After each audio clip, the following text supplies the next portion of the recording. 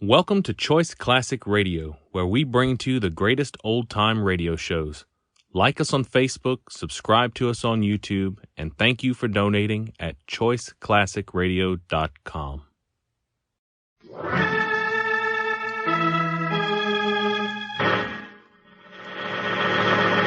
From New York City, the makers of Clipper Craft Clothes for Men and 1,036 leading retail stores from coast to coast present the world's most famous detective, Sherlock Holmes.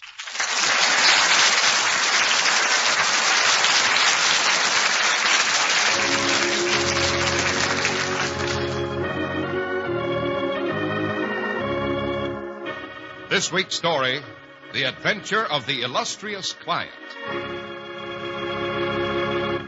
Well, here we are again in Dr. Watson's famous study. He has just given us a tall frosted glass that clinks pleasantly and is now rearranging his notes and papers. There now, Mr. Harris, we're all set, as you say in America. Good. Then let's get on with it, as you say in England, Doctor. Yes. But tonight I think I'll tell you how Holmes disillusioned a charming young lady and consequently saved her from what is commonly called a fate worse than death. Oh, yes, but before we begin to get too involved in that rather complicated affair, Mr. Harris, you'd better say a few words on a subject that's very appropriate at this particular season of the year. A very good idea, Dr. Watson. Here's a fact you ought to know. There's no reason in the world for you to pay high prices for a beautifully tailored, smartly styled suit of clothes. Not with Clipper Craft available. Clipper Craft clothes feature long-wearing fabrics, are superbly made, and better than fairly priced, despite rising costs of materials and manufacturing. There's a big reason Clipper Craft clothes are priced so modestly. It's the famous Clipper Craft plan, concentrating the buying power of 1,036 of the nation's finest stores from coast to coast, providing steady year-round operation, lowering manufacturing and distribution costs. It makes available the finest suits you've ever seen for only $40 to $47.50. Handsome tropicals at $33.75 to $40, and sport jackets at only $26.50. Naturally, more fine stores than ever are welcoming the Clipper Craft plan. These are the days it really goes to work for you. Compare Clipper Craft with clothes selling for many dollars more.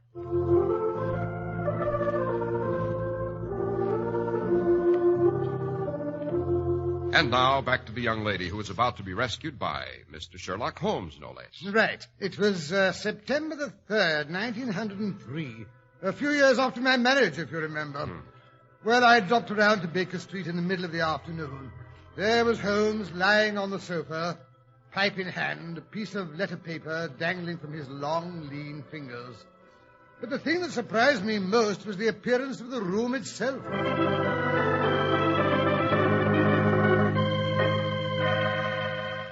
Hello, I say, Holmes, what's up? Have we reached the millennium? What do you mean? Well, I'm alluding to the unprecedented tidiness of the room. That. It's Mrs. Hudson's doing. Oh. She's got wind of the fact that I'm expecting a call from Sir James Damery this afternoon, and she took a mean advantage of my being out of the house this morning to commit this atrocity. Oh, not a bad idea, either. I won't be able to find anything for weeks. And my hair, look at it. Oh, don't tell me Mrs. Hudson made you brush it. Women are tyrants, Watson. Tyrants. Oh, rubbish. I say, what's all this about Sir James Damery? What does he want? Beyond this charming note which says he'll be here at 4:30 and that the matter is extremely delicate and important, I know about as much about the matter as you do, which is absolutely nothing. Well, I'm glad to hear you admit it. I say, look here, Holmes, isn't this chap Damery a pretty important person in the diplomatic service? Quite. Oh. Hello? Isn't that a carriage I hear drawing up in front of our house? Oh, by Jove. It's a handsome turnout, Holmes. 2 men on the box. Yes, I don't imagine that carriage belongs to Sir James himself. He must be acting for someone else. By Jove, the crest on the door. Aha, so it's as serious as that. I say, Holmes, you've got deuced good eyesight. I can't make out the crest at all. That's just as well, my dear Watson. Just as well. Here comes Damery himself. Oh, I say, he is a handsome fellow, eh? Yes, a splendid fellow. Honest and understanding and clever. Deuced clever, my dear Watson. Oh, I suppose you say that because he had the intelligence to come to you instead of going to Scotland Yard. Oh, rubbish. Oh, look at Mrs. Hudson opening the door to him. All starched up, her face as red as a beet. Yes, she'll talk about this for weeks. Dear, dear women. She'll go into raptures over the color of his eyes, the fit of his coat. Come in, come in. It's Sir James Damery to see you, sir. Well, ask him to come in. Yes, sir. Just be so good as to step this way, your lordship. Thank you very much. Yes, sir. Don't forget to close the door, Mrs. Hudson. Oh, no, sir. You've created quite a little flutter in our household, Sir James, as you can see. It's so good of you to see me, Mr. Holmes, and... Oh, this, I take it, is Dr. Watson. I hope to find you here. Delighted to make your acquaintance, my dear doctor. The pleasure's mine, I'm sure. Won't you sit down, sir? Thank you. Dr. Watson's collaboration may be vital, Mr. Holmes, for we are dealing on this occasion with a violent and ruthless man. I may safely say there is no more dangerous man in Europe. I have outwitted several opponents to whom that flattering term has been applied. Who is this paragon, Sir James? Have you ever heard of Baron Gruner? The Austrian murderer. So, you have already sized him up as a murderer. It's my business to follow the details of continental crime. I'm as sure that he killed his wife at the time of the so-called accident at Flugen Pass as if I'd seen him do it. Yes. I knew also that he'd come to England and was convinced that sooner or later he'd find some work to do. Then you sympathize with the client in whose interest I'm acting. Yes. And I guessed you were only an intermediary. Who's the principal? Mr. Holmes, I must beg you not to press that question. It is important that his honored name should not be dragged into the matter. I'm accustomed to have mystery at one end of my cases, Sir James, but not at both. I fear I must decline. May I at least lay the facts of the case before you? By all means. You have no doubt heard of General de Merville. Oh, de Merville, the Iron General of Khyber fame, the old bulldog. Why, I remember the great day of... Watson, don't interrupt. Oh, very well. Well, the old bulldog has a daughter, Violet de Merville, young, rich, and beautiful. It is this daughter, this lovely, innocent girl whom we are endeavoring to save from that fiend Gruner. He has some hold over her? She's in love with him, Mr. Holmes. At least she thinks she has a mad infatuation. She's obsessed by the man and proposes to marry him next month.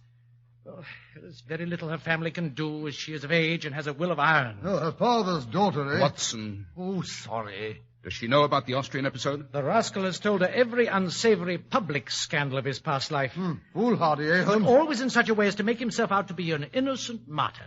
Cunning devil. But surely, Sir James, you've let out the name of your client. It must be General de Merville. I could deceive you, Mr. Holmes, by saying so. My dear Damery, it takes more than that to deceive me. Yes, I suppose so. Let us say, then, that my client is an old friend who has known the General intimately for years and has taken a paternal interest in the girl since she wore short frocks. It was his suggestion that you should be called in. Very flattering. Your problem interests me, Sir James. I'm prepared to look into it. Excellent. In case of developments, you can reach me at the Carlton Club. And the Baron's address? Vernon Lodge near Kingston. It's a large house. He has been fortunate in some shady speculations and is a rich man, worse luck. Yes, that makes him all the more dangerous as an antagonist. Can you give me any further information about him, his personal habits, I mean? He has expensive tastes. A horse fancier, plays polo, collects books, women. And is a recognized authority on Chinese pottery, has even written a book on the subject. Chinese pottery, a complex mind like most great criminals. Well, Sir James, you will inform your client that I am undertaking the case of the Baron Gruner. I am exceedingly grateful, Mr. Holmes. Not at all. Well, good luck, gentlemen, and good afternoon. Good afternoon.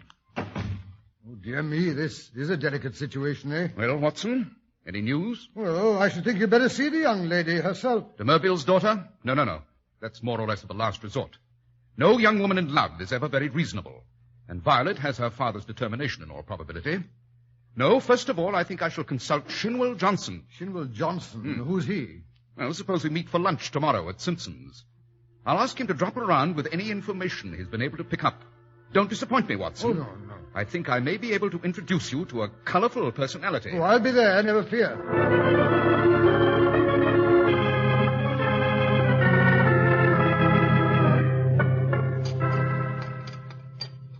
Another glass of claret, waiter. Yes, sir. Well, Watson, Johnson's on the prowl. He may pick up some garbage in the dark recesses of the underworld, but it's down there that we must look for Baron Gruner's secrets. Yes, but who's this Shinwell Johnson fellow? An ex-convict whom I've succeeded in reforming, served 2 terms at Parkhurst. Oh. Consequently, he has the entree to every nightclub, doss house, and gambling den in town. An ideal agent for gaining information, Watson. Yes, but if Miss Violet's not affected by what she already knows, why should any discovery of Mr. Johnson's change her mind? Who knows, Watson? Woman's heart and mind are insoluble puzzles to the male. Murder might be condoned or explained, and yet some smaller offense might rankle. As Baron Gruner remarked this morning, you can't... So you've seen him? Well, to be sure, didn't I tell you? No. Oh, dear me, how careless of me. I always like to meet my adversary eye to eye and find out for myself the stuff that he's made of. Well, didn't he recognize you? Naturally, I sent in my card. Oh, you are a character, Holmes. An excellent antagonist, this Baron Gruner. A real aristocrat of crime. Cool as ice. And as poisonous as a cobra.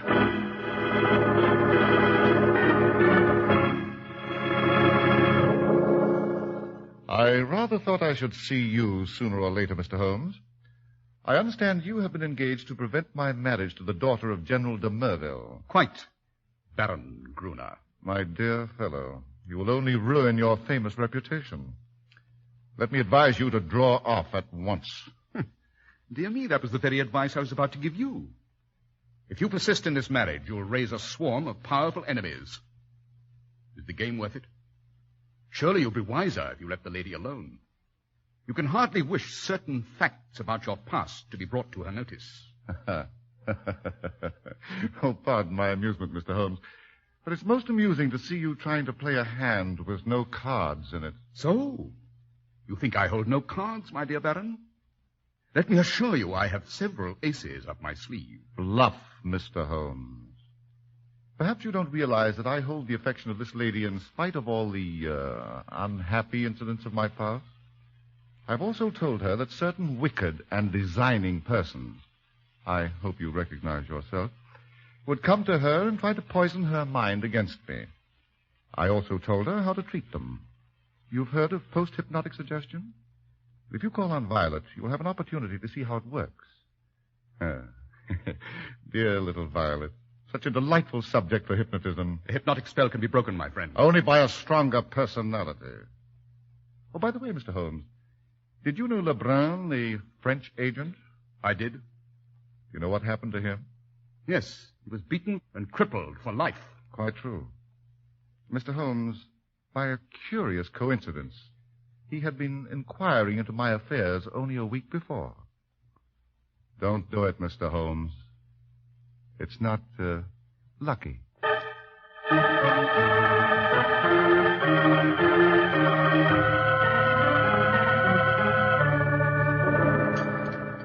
Nasty brute. I say, Holmes, you better watch yourself. He'll stop at nothing. Quite. 2 attempts have already been made on my life, Watson. I always disregard the blusterer, but this is the sort of chap who says rather less than he means. Oh, but look, here comes Shinwell Johnson. Huh? The red-faced fellow with the beefy jowls and the tremendous gold watch chain. But I say, who's his companion? The young woman, I mean, with a pale, intense look. She looks as if she'd lived a bit, Holmes. Yes, a dark page from Baron Gruner's past, I imagine. Ah, good afternoon, Shinwell. Good afternoon, Mr. Holmes. Waiter, bring an extra chair for the lady. Yes. It's better. This here is Miss Kitty Winter. Oh, how do you do? What she don't know about the Baron, but she'll speak for herself. I found her within an hour after I heard from you. Quick work, eh, Mr. Holmes? I'm easy to find. The gutter, London, gets me every time. Same address for Porky Shinwell, but by cripes, Gruner ought to be... Yes. Then I gather we have your good wishes, Miss Winter. Look at me. What I am, Albert Gruner made me. If I can help put him where he belongs, I'm yours to the death rattle. You know how the matter stands? He's after some other poor fool. Wants her to marry him this time, eh? Don't you know enough about him to keep any decent girl in her senses from... She's not in her senses. She's in love. She knows pretty much all about it. She knows about the murder? Yes. Good Lord, she must have a nerve. And she puts it all down to slander. We want proofs. Can you help us? Proofs? I think I'm proof enough. Let her take a look at me and listen to what I can tell her. Would you be willing to do it? Wouldn't I, though? Remember, he's told her most of his past. I'll wager he didn't tell her all. I'll bet she don't know he's got a book. A brown leather book with a lock. He must have been drunk that night or he wouldn't have showed it to me. What kind of a book? That devil collects women, Mr. Holmes, like some men collect butterflies. And he's proud of his collection. He's got it all in that book. Snapshot photographs, names, details, everything. If you could only lay hands on that book. Probably got her in there with the rest of us by this time. She'd like that, wouldn't she? Where is this book? It's more than a year since I was in his study. I knew where it was kept then. Do you know his house? I've been in his study. I'll hand it to you for being on the job. Maybe he's met his match this time.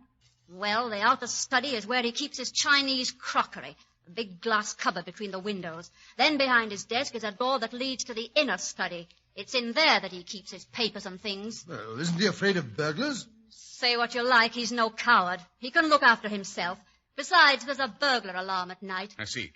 If we could get into that study, Miss Winter, do you think you could show us where that book's hidden? Sure. Oh, but look here, Holmes, you can't go breaking into a strange house. It's against the law. Quite, and I wouldn't dream of doing it, except as a last resort. But come along, Miss Winter. We'll see how far our legal efforts get us before we turn to other tactics. What do you mean? Suppose we just drop in on Miss de Merville for a little chat.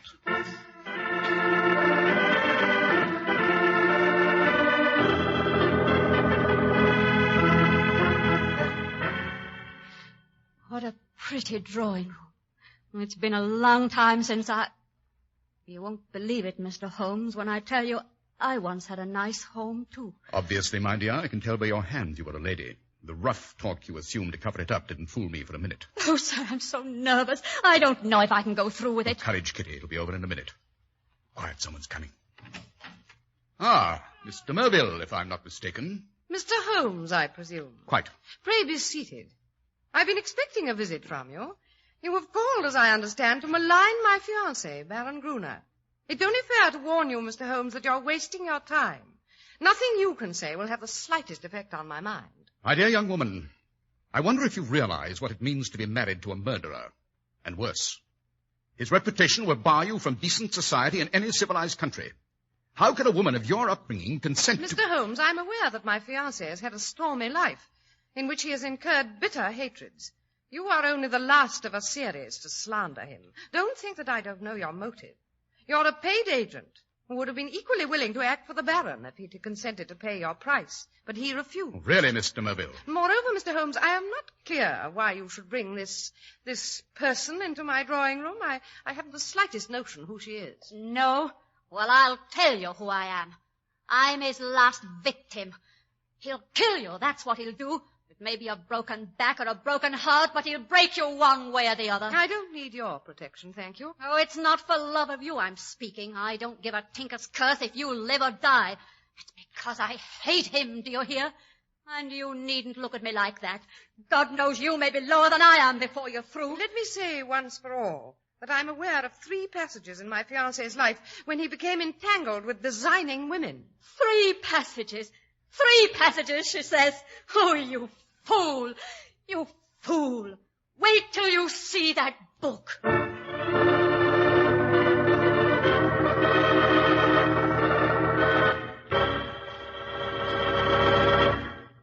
Compare Clippercraft with suits, tropicals, and sport jackets, selling for many dollars more.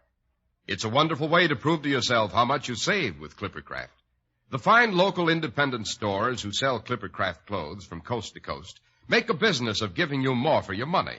Your favorite store, the store you can trust, is back of the remarkable Clippercraft plan. The plan that concentrates the buying power of 1,036 of the nation's finest stores from coast to coast. And that's why you can buy luxurious long-wearing fabrics in Clippercraft suits for only $40 to $47.50. Fine tropicals at $33.75 to $40, and sport jackets for only $26.50. Ask any of the millions of men who wear Clippercraft clothes. For selling expensive clothes at inexpensive low prices at the nation's finest stores is the great big idea behind the Clippercraft plan. That's why men who know insist on Clippercraft clothes. So be sure to visit the Clippercraft store in your city. These leading stores in the metropolitan area are proud to add their names to Clippercraft in your suits, top coats, sport jackets, and tropicals. In Manhattan, John Wanamaker Men's Stores, Broadway at 8th and 67 Liberty Street. Saks 34th, Broadway at 34th. In Brooklyn, Abraham and Strauss. In Newark, New Jersey, Boulevard Men's Shop, Kresge, Newark. And in Jamaica, the B&B Clothes Shop, 16408 Jamaica Avenue.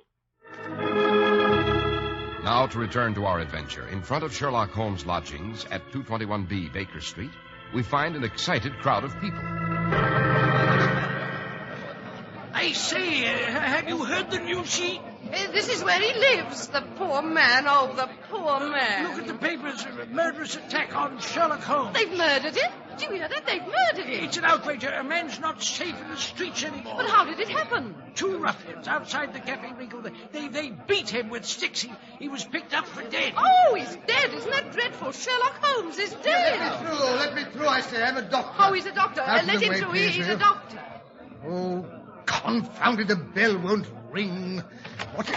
Oh. Oh, here you are at last, Dr. Watson. Praise be. Come in, come in. Yes, I've been out all afternoon, Mrs. Hudson. I've just got word.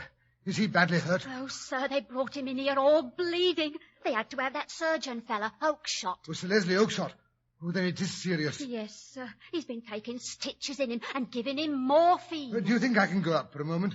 Well, that Sir What's-his-name said as Mr. Holmes was to have absolute quiet. I had to stuff the doorbell on account of the newspaper fellows. Oh, yes, quite right. But Mr. Holmes kept saying he had to see as soon as you came. So that surgeon fellow said, all right, but only for 10 minutes, mind. Oh, good. I'll go right up. Yes, sir. And let me know if he's wanting anything. Oh, this is terrible. Terrible. It's all the Baron's doing, of course. Wait till I lay my hands on Walk him. on tiptoe, Watson. It's not as bad as it seems. Oh, thank God for that. Of course it's that rascal who set them on. I'll go and thrash the hide off him if you say so. Good old Watson. No, it's not necessary. But there is something you can do for me. Anything at all. We haven't much time. I've just discovered the Baron is planning to elope to South America with Mr. Merville day after tomorrow. Must be losing his nerve. Well, what can we do in that short time? You are to spend the next 24 hours in an intensive study of Chinese pottery. Me? Chinese pottery? Holmes, you're delirious. Not at all. Hand me that little box from the mantelpiece. Which way? This one? Yes, that's right.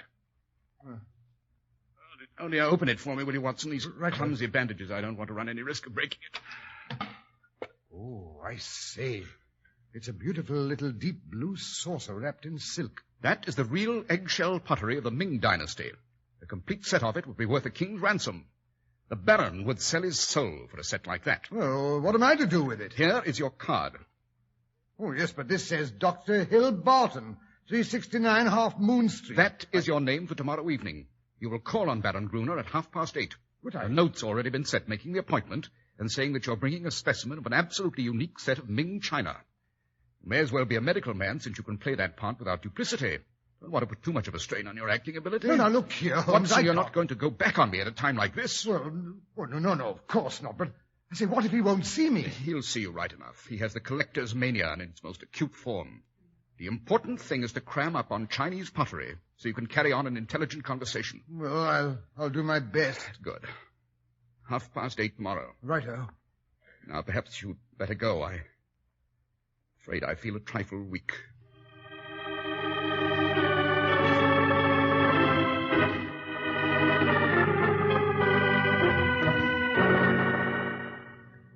I'll find out if the Baron will see you, sir. I believe he's expecting me. Very good, sir. Dear me, I wish my knees had stopped wobbling about. Hong Wu and Young Lo, writings of Tang Ying, the primitive periods of Song Yuan. Oh, dear me, this is dreadful. This way, the Baron is in his study. The Chinese room, we call it. Dr. Barton, sir. Oh, pray sit down, Doctor. Pray sit down. Oh, thank you. I was just looking over my treasures. Have you ever seen a richer glaze than this little Tang specimen, eh?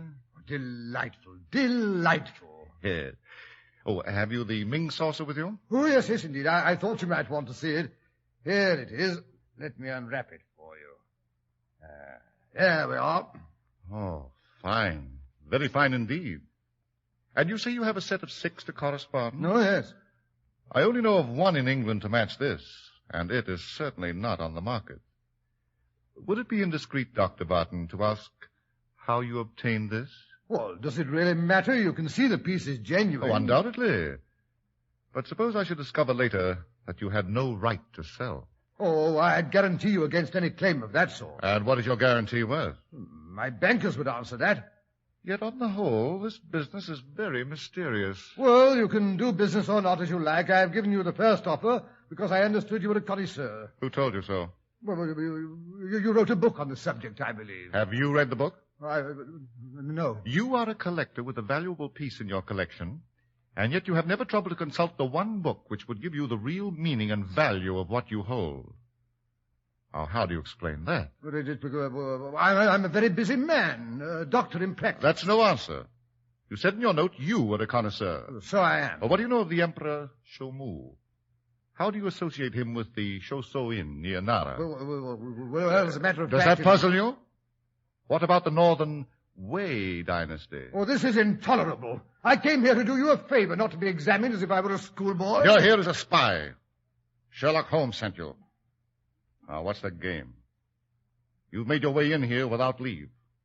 But you're not going to find it so easy to get out again. I thought the beating he got yesterday would be enough to scare him off. But if he wants a corpse to prove to him... Oh, what's that? Someone's in the inner study. Someone... Sherlock Holmes himself. Now, what in blazes are you doing here? Just glancing through your diary. Rather lurid reading, my dear fellow. I wonder what Miss Violet will think of it. Put that book down. Put it down, I say, you fool. My men bungled. I told them to kill you. Well, I'm going to complete the job myself. Look out, Holmes, he's got a knife. Oh, no, you don't. I've got a little score of my own to settle. Oh, Kitty, what are you doing here? Surprised to see me, eh? Thought I'd killed myself by this time. Well, I'm going to fix you. Oh, now, really, Kitty. You're most amusing. Go ahead and laugh. It'll be the last time. Very well, then. Take... Stop her, Watson. Oh, can I do Watson, why didn't you stop her? She's blinded me. Vitriol is burning my eyes out. Water, for God's sake, water! That'll spoil your looks. The pain, I can't stand. The pain is driving me crazy. Now laugh. Why don't you laugh?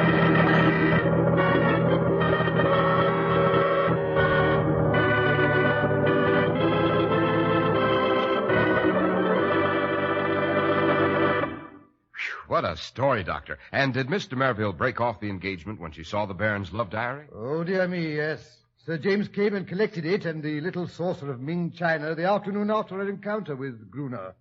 The diary was in the Baron's own handwriting. There was no way of getting around that. The wages of sin, my dear Mr. Harris, the wages of sin. Be sure your faults will find you out. Say, Doctor, apropos of nothing at all, was Mr. Holmes arrested for housebreaking? Now, what an idea. Well, there was some rumor about a prosecution, I believe, but when the purpose is good and a client sufficiently illustrious, even the rigid British law becomes human and elastic. Holmes is yet to stand in the dock. And the illustrious client, Doctor, did you ever find out who he was? Well, I could make a good guess. On Sir James' second visit, I escorted him down to his carriage, and quite by accident, mind, I caught a glimpse of that coat of arms before Sir James threw his overcoat half out of the window to cover it. And who was it, Doctor? Oh, I couldn't dream of telling. Beyond the fact that he was a loyal friend and a chivalrous gentleman, and his coat of arms had 3 ostrich plumes on the top. And, of course, you haven't the remotest idea. Oh, certainly not. And now, Doctor, how about giving our friends and listeners a hint about next week's story? Next week? Now, let me see. Oh, yes, next week I think I'll tell you about some yellow roses that refused to die, and how they nearly caused the death of a lovely young second wife, who heard the voice of her husband's first wife calling to her from a watery grave.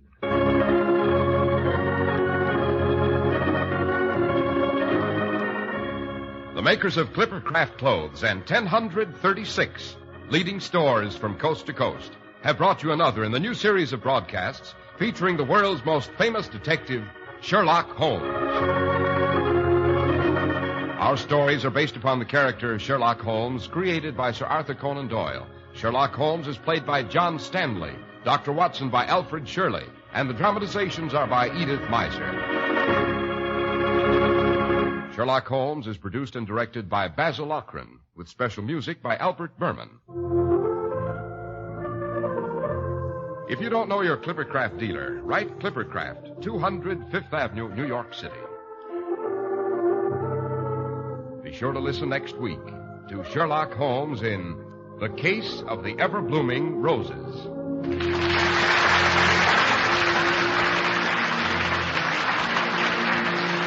This is Cy Harris speaking for Clippercraft Clothes. This is the Mutual Broadcasting System.